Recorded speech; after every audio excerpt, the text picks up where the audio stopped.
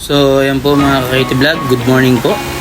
So andito na po tayo sa Katiklan Jettyport mga KT Vlog, no. So ayan po, walang gaanong tao kasi masyado pa po tayo maaga mga KT Vlog. Ayan, so punta na po tayo, pasakay na po tayo ng bangka.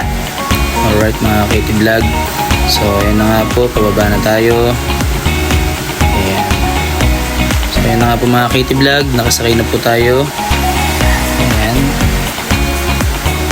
So makikita nyo po yung anak ko, sobrang saya. Ayan.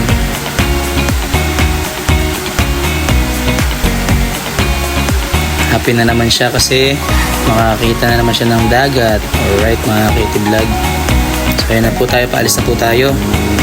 Punta na po tayong Boracay Port. Yes, hindi po siya masyadong maalon mga KT Vlog, no. Ayan. So ayan na nga po mga KT Vlog, nandito na po tayo sa Boracay Port. Ayan.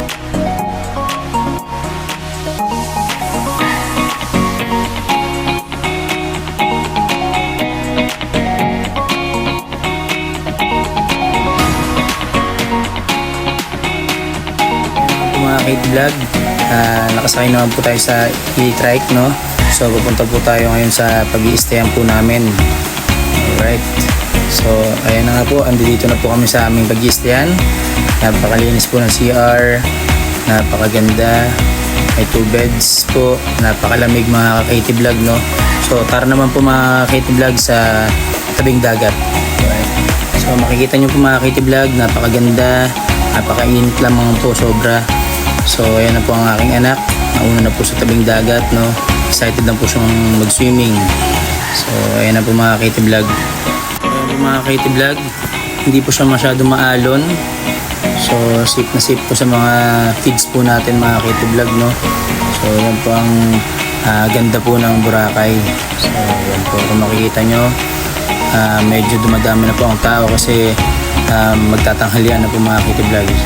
So tayo naman po ay babalik naman po tayo sa aming pag-istayan mga KT Vlog for lunch. So much for that mga KT Vlog.